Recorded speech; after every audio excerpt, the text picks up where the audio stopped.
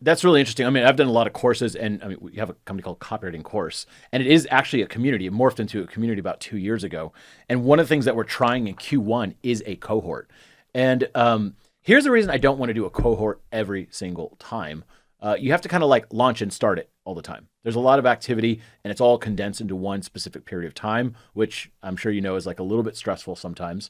And if something goes wrong, it magnifies itself because your entire quarter of revenue may be dependent on that or something. Totally. So what are the kind of like the pros and cons of some of these communities? What are the biggest problems you see with communities or cohort based?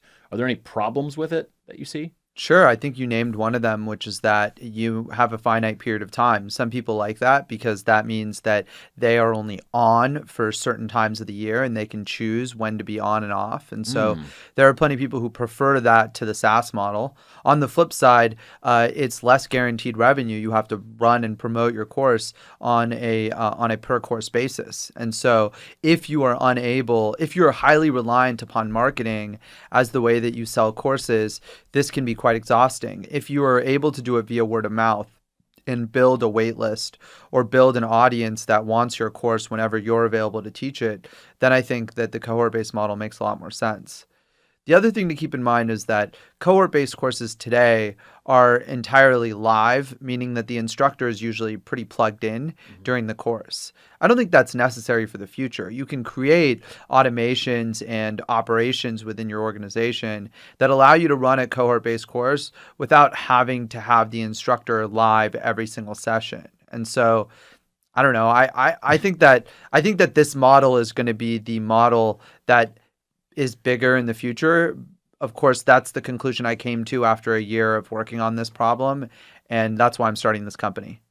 Well, it sounds like this model has already been done by every school and college ever.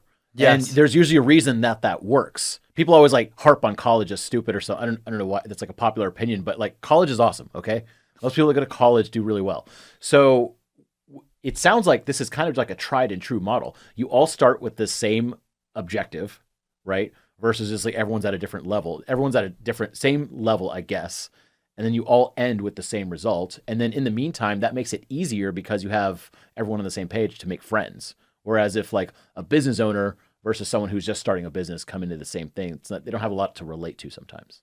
Precisely. Yeah, I mean, cohorts have been the way that education has worked since the dawn of education as we know it, or institutional education. It's only with the internet that we started to call online education, and you know, I'm guilty of making this happen, but online education was just essentially a lot more like buying a book than it was like taking a course, right? When you buy a course on Udemy or Coursera or Masterclass, you don't really take a course. You just buy it and then you go through it. That's a great way to put it. It is kind of like because I buy a lot of courses like on Masterclass and stuff, and then like I don't watch them, or I watch like 2 seconds of them. It's kind of like putting a book on your table and never reading it. Similar. Totally. I mean, and to be clear, I think books are still super valuable, even though I think something like 1 in 7 or 1 in 8 books that are purchased are actually ever read. That doesn't make books useless. I love books. It just means that it's a different type of buying behavior and a different type of relationship you have to the product. Cohort-based courses have something like somewhere between 75 and 95% completion rate. So it's a completely different ballgame.